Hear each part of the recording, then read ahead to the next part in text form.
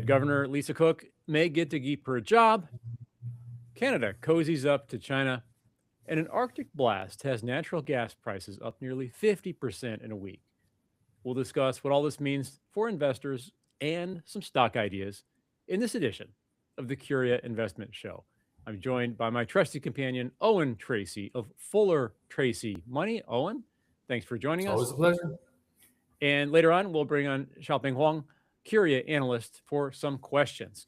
So first, Eoin, President Donald Trump spoke at Davos in kind of a rambling talk, but fundamentally he backed off the threats, these 25% tariff threats on NATO countries that didn't support a U.S. takeover of Greenland.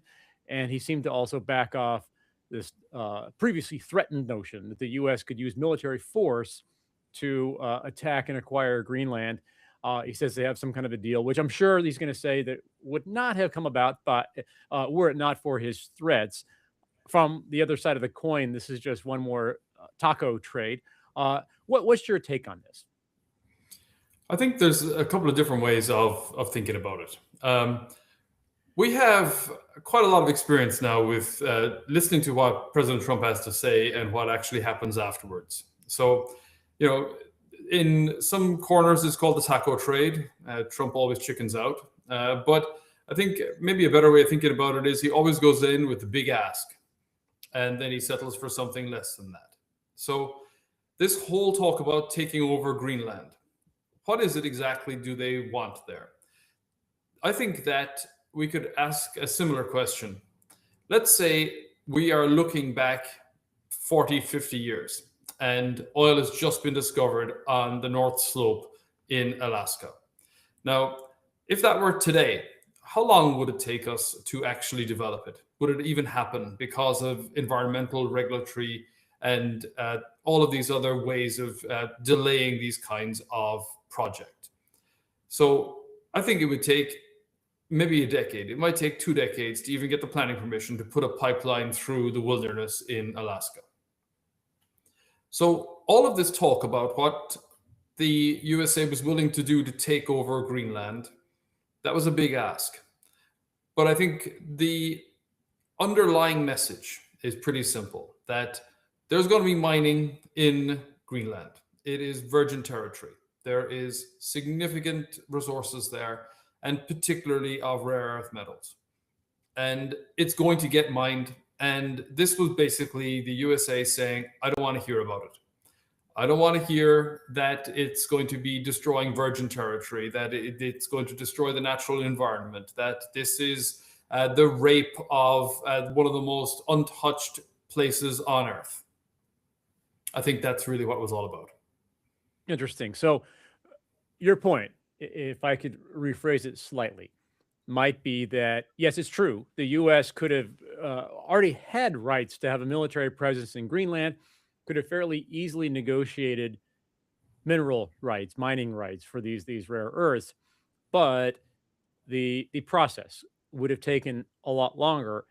And you're saying that because of Trump's threats, because compared to getting invaded, just doing away with some red tape sounds a lot more benign, that the path to getting those minerals, which is certainly a main reason Trump wants Greenland, is going to be a lot more streamlined. Is that right? I think that, to me at least, that makes sense. If you're just looking at everything that's going on, not listening to the rhetoric, but looking to the reality, that's basically what's happening. Interesting. I guess what's scary to me, though, is that we had Germany preparing to send troops. We had Greenland, all 200,000 of them, preparing to be attacked. Trump seems to be very willing to threaten the global order, NATO. He doesn't like NATO much anyway. So, yes, maybe the U.S. does get the minerals more rapidly than before. But from an investing sense, from an economic sense, from a market sense, is that worth, and maybe this is an unknowable philosophical question, is that worth the collateral damage to the credibility of the U.S., which has traditionally been the global economic leader in our lifetimes and really for the past roughly century, let's say. Now we're kind of the drunk uncle in the world doing erratic things. Do you think it was worth the price? I kind of question whether we kind of can look at it as the drunk uncle. We also have the experience with our parents that you kind of push the border, you push the border, you push the border. You try to figure out where the limits are, and you find out actually sometimes with your parent that the limit is further than you actually thought it was, and then you kind of go a little bit further, and then ultimately the parent freaks out, and then it lashes out, and that's usually when you get a clip around the ear. I wonder, is that kind of what's happening at the moment with the USA and the rest of the world? Now, obviously, if you're on the receiving end of that, it's not going to feel great. I also think that this whole talk about the world order, I think another way of calling it is the status quo. And I think what we have is a massive change in the status quo. And I think the last massive change in the status quo was admitting China into the WTO. And that was really the aftermath of the end of the Cold right? War. Yeah, almost 25 years ago that happened, if I recall. Almost 25 years ago. And it represented the most profound urbanization, raising of hundreds of millions of people out of poverty. But it also completely changed the industrial makeup of both Western Europe and North America. So that was a big change to the status quo, but that was a change to the status quo where a limited number of people who were very powerful did exceptionally well from it. And now the change to the status quo is to probably advantage other people. There's still going to be highly connected people that do well from a change in the status quo, but that doesn't mean it's not going to happen without a great deal of pushback. And you can make an argument. I'm saying this without even knowing exactly where I'm going with this point, because I think in a way it's sort of this is what things are. Trump does not exist in a vacuum. And there's certainly a negative side to the belligerence, the talking, to the taco stuff. But it didn't come out of nowhere. And one could make an argument that Europe, for example, was free riding on the USA for many, many years. And obviously Putin's invasion of Ukraine, and now this sudden potential need to mobilize the military in case the U.S. invades Greenland, which, again, I guess I personally, if I'm honest, I see it as reckless on the U.S.'s part. Like, I don't like a certain aspect of that, but it does have the positive benefit of waking up the Europeans. And maybe that's good. And maybe that's good. I don't know if you have a view on that or not. Well, look, I mean, I'm from Europe, and I've worked all over Europe over the years. I have an understanding, that when I was growing up in Ireland, we used to hear stories about conscription being mandatory in places like Germany and Sweden, and we never really understood it because we were a neutral country and we're on the western side of Europe, and they were a lot closer to the USSR. Well, they all abandoned that, and there hasn't been any military budget in Europe for nearly 30 years, and they're just free riding on the assumption that we're living in a happy, clappy environment. And that's, I think, what we're really now kind of facing up to is the European reality that European lives could be lost in a future war. And that really hasn't been the case. When the USA went to war in Iraq or Afghanistan, now, regardless of how you feel about whether that was right or wrong, and we can pour over the coals indefinitely about that, but it did represent a significant loss of life for American families. There were over 3,000 people, or 3,000 soldiers came home in body bags. Now, that has not happened in Europe. And that is something that they're going to have to face up to, that there will be a human cost as well as an economic cost in future. And you're better off preparing for it ahead of time, because you're going to be in a really bad place if you don't prepare for it at all. And it's only recently that the European countries have been kicking in what they were supposed to kick in terms of their NATO defense budgets, which, I guess is fair.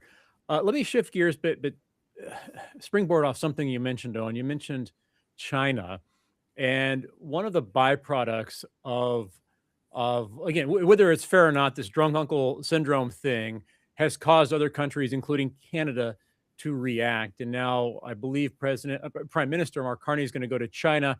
They're cozying up. We'll see. I think Keir Starmer is going to go at some point as well. So, with the U.S. looking less stable, other countries are thinking, "Hey, we need to think for ourselves," and they're seeking to make, it seems like, increased ties with China. One could make a case. One could make a case that there's a double standard, that as unstable as the U.S. appears compared to how it used to look, compared to China. I say this because I did business with China for 10 years. I spent a ton of time there. Compared to China, the U.S. is still a lot more predictable. You want to see real instability, you see how the CCP works, right? I mean, things change quite a bit there. So I think there's a double standard, but yet it's also the reality that these countries are cozying up. Do you think this is a positive or a negative or a neutral for investors? I think from the perspective of investors, it really depends where you're invested. I think the dollar is weak, and I think that is part of government policy. And usually that means that third-party countries will do better. And I think that when you have Mark Carney going to China, I think the primary objective of that is to send a very clear message to the USA that they can't take for granted that Canada is going to toe the line. Yep. So I don't think that it is necessarily Canada cozying up to China, but there is certainly there has been a very cozy relationship between Canada and China, and that's not a new thing. And there is a large Chinese population in Canada, and there's been a lot of migration, and there's a lot of Chinese students studying in Canada as well. So, I think what we're seeing really is countries between the USA and China. They're playing the great powers off against one another to see what they can get. So I think, though, what you're seeing in the UK is a bit more troubling, but also there's almost like a hidden message here that the Chinese embassy in the UK is now going to be on the site of the old Royal Mint.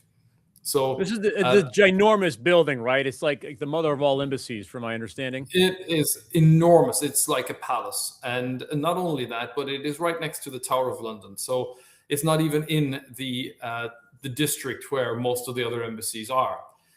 And it's sitting right next to the biggest of the data cables, taking all of the live data out and into the City of London, which is the financial center. But of course, what it also suggests is it's China's bringing the money. Not only is their embassy going to be inside the old mint, but the reason that the UK is willing to allow them to do that is because they want foreign direct investment. They want some help in building out nuclear reactors. They want help in revitalizing the economy. And cozying up to China is something that also will exacerbate some of the stress with the USA, but also send a clear message that it can't be taken for granted. And they need that help, and they need the money. I joke with people who I've worked on all three continents. I've been in the UK, I've worked in the US, and I've worked in China.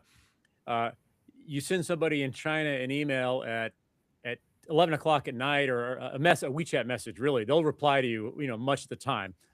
In the US, maybe at 7 o'clock, they'll reply. In the UK, you send somebody a note at 5:01, you're not hearing back until the next day.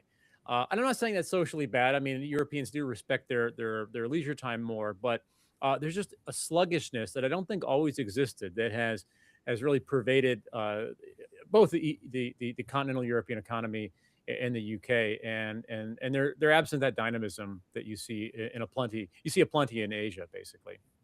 Well, I've seen exactly the same things, and just recently, my wife was making an order for inventory from China, and she was talking to her shipping lady, and they got chatting, and it turns out that the lady who's running the logistics was in hospital in labor.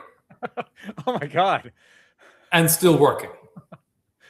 Now, Wow. look, I mean, okay, you can be worried about your job and you can be worried about your job security, but that's an intensity that Yeah. you don't get in other places. Yeah. So, No. when we talk about competing with China, people got to start getting up earlier, going to bed later, and spending a lot more time working. And I would argue that's not healthy. I mean, somebody should not be in labor responding to something, but it shows you when economic opportunity is there, people work the hardest. If you look in Europe, if you look in the U.S., you see those black and white pictures of children working. Those were doing during the Industrial Revolutions when there was quick money to be made. Everybody, pounced on it basically, and we sent children down into the coal mines in the U.S. and in the U.K. China's not literally doing that, but this is kind of their time. Even if things are starting to slow down a little bit, I'll have one anecdote of my own. A guy who founded an online learning company called, I think it's K-12, came and spoke at a company I used to work at like 10 years ago. I worked at a company called Motley Fool. He said that they have this online self-paced calculus class that is designed a 1-year course for Americans. The Chinese kids did it in 3 days. I mean, they work 10 to 12 hours a day in high school. It's that much more intense. Now they don't have the creativity we have in the West. Like they're obligated culturally to follow the leader, and that's kind of our big advantage here is because inside every innovation is a small rebellion, and that's the worst thing you can do in Chinese culture is to rebel, right? So you can have minor innovations, but major innovations really take a different attitude that's not acceptable, basically, in large part in that culture. So that is one advantage that the West has, but uh, Chinese have a lot of other advantages, a lot, and they outwork us. Period. No question. Um, all right, so shifting gears entirely. Let me see what I got next on the docket. Uh, just a small story, Owen. I don't know that I even put this on our list, but it looks like from reporting of the Supreme Court that Fed Governor Lisa Cook is going to keep her job. It seems that the Supreme Court is skeptical of uh, Trump's attempt to fire her, basically without any proven substantiation. Ben Bernanke, former Fed chair, and Jerome Powell, current Fed chair, both made it a point to go to the court and be in attendance to show their support. Do you see this as a win for the U.S. in the sense of at least the Supreme Court, which many people accused of being too pro-Trump, seems to be leaning towards protecting Fed independence? I think it's not just Fed independence. That it's not the president's job to dictate whether someone should get fired for personal improprieties. That's the Fed's job. It's the Fed's job to look at their employees. And she's an employee. And whether she did something that is wrong or not, that is actually the Fed's job to decide whether she should be fired or whether she should face any kind of prohibition on what she can do. That's really not for politicians. And if the Supreme Court is upholding that, well, that's their job. The Supreme Court really shouldn't be getting involved in what is effectively just political showmanship. Totally agree. All right, and so before I move on to natural gas, let me just do a quick give you a quick deserved victory lap. Eoin Tracy of this very show has been pounding the table on silver. This is a silver futures chart. The 5-year right here and the 1-year right here, 208% roughly up the past year, 278% up over the past 5 years. Pretty phenomenal, Owen. Silver, people call it the poor man's gold. Do you think there's any more room to run as someone who's been very prescient on silver thus far? Well, I don't think it's over. I think there is plenty of room to run, but I also think that $100 is probably a bit of an area of temporary resistance. It's a big psychological level. Everyone at the moment is asking, is it going to get there? Well, if they're thinking about, is it going to get there, then they'll be a little reluctant to be the first person to pay 101. So I think we are quite likely to see a little bit of a pause. And I think if we do get a pause, that will be an additional entry opportunity. Now, silver does particularly well in the second and the third stages of major commodity bull markets, particularly when it's relating to gold. So the fact that it has finally started to wake up after a really long time where it was massively underperforming gold, that tells us we're definitely in the second psychological perception stage. Now, what causes silver to massively underperform gold? Just curious. Well, usually what you have in a big secular trend, you have three stages. You have disbelief, you have acceptance, and you have mania. In fact, I'm going to Australia on Sunday. I'll be teaching my chart seminar in Melbourne, and this is basically some of the stuff I talk about. But disbelief in precious metals means that the only thing people are even remotely willing to touch is gold. They don't really believe it, but they see that it's going up and they think, well, maybe I should have a little bit. So gold starts to go first. Now, when people get the message, they look at how much gold has gone up and they go, oh, God, I really need to get a piece of this. And they start looking for an alternative because they don't want to buy gold that's gone up a lot already. They feel like they've missed it. And then they start to look at silver. So silver then starts to move. And that's really what happened this year. And I think the big catalyst for it was when silver was down to 1/100th the price of gold. That was something that I think got people to think, golly, gold has been rising for about 3 years and silver is cheap. So that's when they started buying it. And then around September, the USA made silver a critical resource. And that kicked off just wild buying. So that's where we are at present. And that's why you have...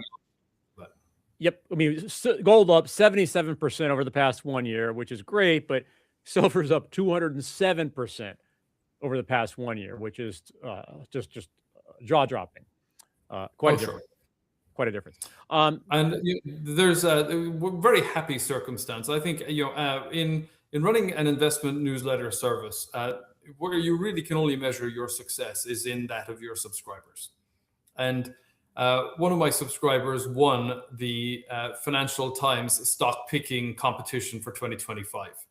And his portfolio was 5 silver miners. And I've recommended 4 of them.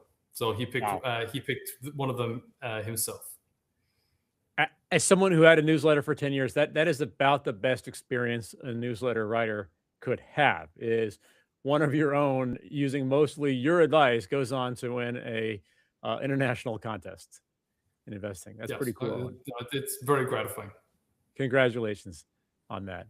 And to him as well. Good job. He's got to feel good about that. Yes, and he's been a subscriber of mine for about 35 years. Wow. That is all the best things come together. A long-term subscriber uses your advice and wins. Speaking of charts, I don't know if you can see this. If I bring up a natural gas, okay, switch to this tab instead. Okay, here we go. It's getting cold here in the USA. Where I live near Washington, D.C., we're supposed to get, nobody knows yet, but 2 feet, maybe 3 feet, maybe a little less than 2 feet. Nobody knows of snow. It's going to stay cold. And I don't know how things are in Texas, but all this Arctic air has driven natural gas up quite a bit. Over the past 5 days alone, Henry Hub prices up 63.58%. And you know more about natural gas than I do. Is this, how long does this bump last? If it warms up in 2 weeks, are we back to normal? I think it's probably going to last until about Tuesday. Okay. And this has been the biggest drawdown of inventories from natural gas in a single event ever. So there's a huge draw going on right now. And it's not like we have a shortage of gas. It's just we have a shortage of gas in a very short period of time. Mm-hmm. And when it warms up, and here in Texas, it's due to get down to, I think, like 20 degrees on Saturday, which is a kind of an ice storm that lasts for about 36 hours, and then it'll be over. And gas will start to flow, and that price is going to come straight back down. Got it. So somebody else got lucky who's been holding gas for a little while, but it's not something you could jump in on right now. unless you're But doing a I short think position. there's a bigger message here, and it's that natural gas has been very cheap for a very long time, and as an essential commodity, when the price of something goes down for a long time, we come up with new ways to use it. And that's what's happening with natural gas. So, natural gas used for electrification, it is easily brought online so that you can power your data center. And natural gas was always a very local market. But now, because prices have been so low for so long, it's truly global with all of these LNG export and regasification terminals that have been set up all over the world. So, what we've done is we've come up with new ways to create demand for what is an essential commodity. And eventually, that is going to create a demand surplus. So we've had a supply surplus for the last 15 years. But ultimately, we will get to a point where demand increases so that it's then difficult to bring on even more new gas supply, and we'll have a bull market. And I think that that's probably not all that far away because these data centers that are getting built, they will need a lot of gas. Yep. And transportation of gas, I'll just add, is another variable. And this is a big problem with energy writ large. Often, where the energy is created or comes out is not where it's needed. I think in the USA and elsewhere, we still flare a lot of gas because it comes out of oil or coal extraction, and we don't have the infrastructure to get it where it needs to be used at. So it's just burned at the wellhead, basically. So essentially wasted because there's no infrastructure currently in place to get it to a market.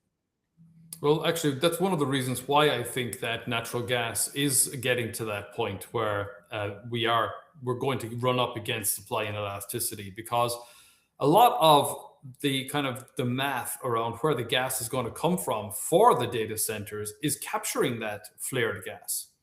So the investment finally is going in there because previously the reason it was flared is because it was totally uneconomic. Yep.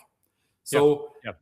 if that gas, which is basically worthless, is now economic to capture, well, that tells us that we are at a point where gas prices should start to rise again. We'll see what happens. Got a lot of gas. It's cleaner. It's not the cleanest thing, but it's definitely cleaner than coal as a source of power, and it's super cheap to spring up these gas facilities compared to other stuff. Before we get to our stocks that we're looking at, let's bring on Xiaoping Huang, Curia analyst, with a few reader or really listener audience questions. So, Xiaoping, I'm going to bring you on here. One second. Let's see if this works. Hello. You're Xiaoping. All right. What you got for us? So, first question is from Wesley. Does it make more sense to focus on producers, pipelines, or utilities when thinking about natural gas exposure?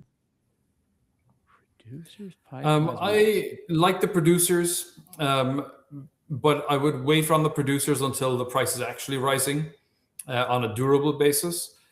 Personally, I like the pipelines. Pipelines, they just take a toll based upon volume, and volumes are increasing. So they also pay nice chunky dividends. Yep. I'll just chime in on that. So, Wesley, if you're new to the space, and Owen could probably describe this better than I can. In general, when you're investing in energy, the riskier to the closer to the actual energy source coming out of the ground, the riskier the investment. Then you go through pipelines, and you go to the LDCs, local distribution, to the utilities. It gets much more regulated, much safer, but also much lower returns. Pipelines, for whatever reason, in the U.S. have kind of gotten better than average regulation, one might argue. In other words, they're allowed to earn better than higher returns than you expect. It's kind of been a sweet spot. I used to invest in a lot of pipelines when I had my own dividend focused service. Pipelines you can't build one pipeline next to another unless you can demonstrate an economic need. So they tend to be mini monopolies by and large. So I second Owen on the pipelines if you're not sure. And these days they're paying a lot of dividends. So, second question is from Amy. If the U.S. Follows through the new tariffs tied to Greenland, what kinds of companies or industries would likely feel the impact first? Well, I don't think they are going to introduce new tariffs, and I think the main reason for that is that bond yields are rising, the stock market dropped through the 50-day moving average, and President Trump relented. But I would say that mining operations in Greenland are certainly going to be more of a boom market. There is one that I pay attention to is Amaroq, and that is an Icelandic company which mines in Greenland and listed in the USA, listed in the UK, and listed on the NASDAQ Iceland exchange, AMRQ.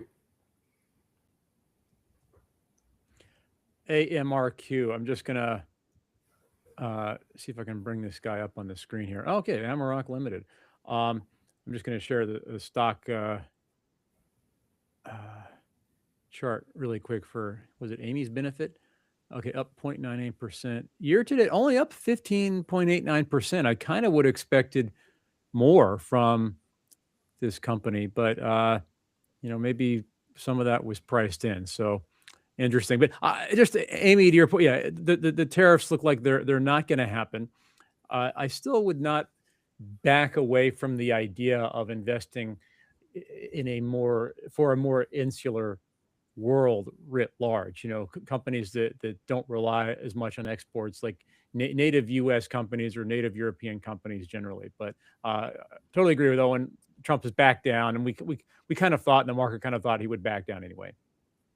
Well, actually, just going back to that point, James, that's the reason that the Russell 2000 is going up right now.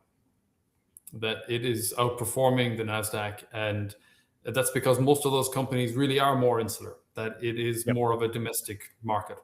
Yep. Small caps tend to just do local domestic stuff. And they're finally, after like a million years of not doing well, finally doing well. They're outperforming, I should say. Okay, the last question is from Isabella.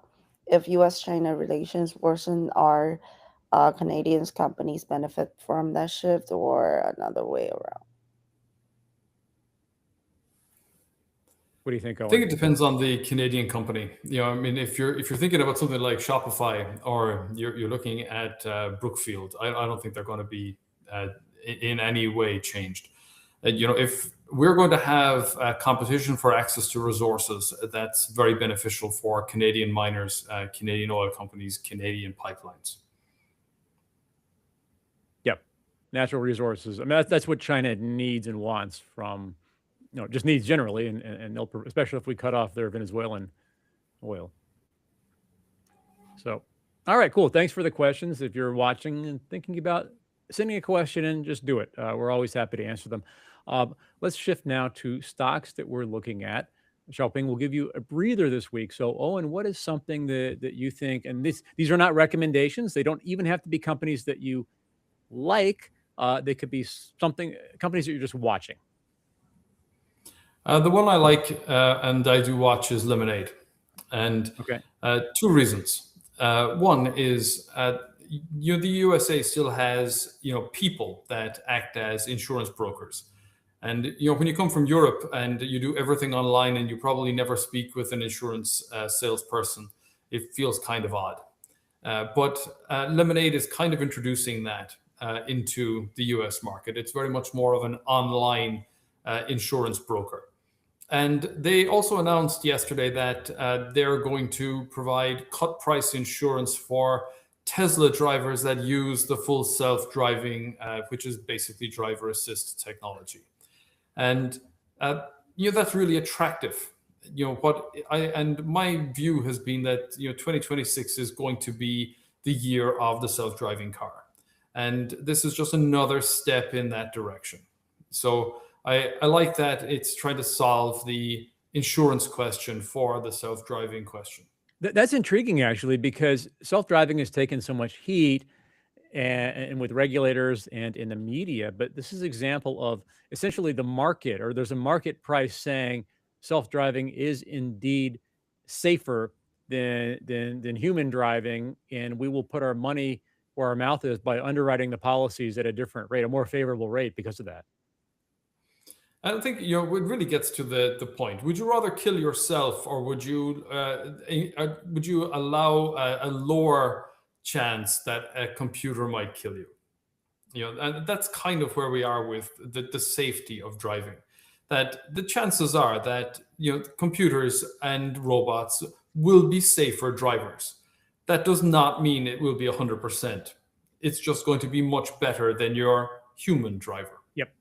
Yeah, and there's headline, just like with airline crashes, it sounds terrible. Everybody's scared when the self-driving car does something stupid, like drives through a freshly tarred road, or drives through some chickens, or something like that. It sounds bad, but overall, statistically, human drivers do really stupid things all the time, also, and it looks like the numbers are shaking out in favor of the machines, and it's probably only I can't see it not just getting better and better and better as a technology from here. Yep. So Lemonade. All right. So I will share, where is this guy? A company I'm starting to look at, okay, just because I'm a cheap guy. And this Duolingo language teaching, obviously taking a big hit, I believe, from AI, among other things, but up over the past 5 years, down 53 point, past 1 year, excuse me, 1 year, Duolingo down 53.88%. Year to date, down just 12%. That's not too bad. But obviously, the 5-year chart shows a very bad story. But if you look, you can even see this here. Revenue up pretty nicely, 41% growth. Earnings, EPS beat. Revenue beat just a little bit. EPS a lot better. So company is showing signs of life. I believe my friend Simon Erickson is also a fan of Duolingo. I am not yet an expert on this. PE ratio of 19, though. That is below the current S&P average. So this is kind of a beaten down stock that will probably either keep getting beaten down or will rise up, probably not much in the middle. So it's something for people with higher risk tolerance, but that's one name that I'm looking at, and we'll look into a little bit more the rest of this week. So that's our stocks, or my stock, excuse me. Guys, as always, it's a pleasure to have you watching us. We love the questions. We love the likes. We love the views. So please share any feedback, comments, remarks with us. We're very happy to take it into consideration. Eoin Tracy of Fuller Tracy Money. It's always great to do this. And congratulations again, not just on having a good call on silver, not just on having your subscriber win the FT stock picking contest or investment contest, whatever it was called, but on having someone who's been with your service for 30 years or more than 30 years. That is really something. Thank you very much. Xiaoping, thanks for those questions, for reading those questions. Guys, as always, thanks for joining us here. And thanks to you guys for watching us at home.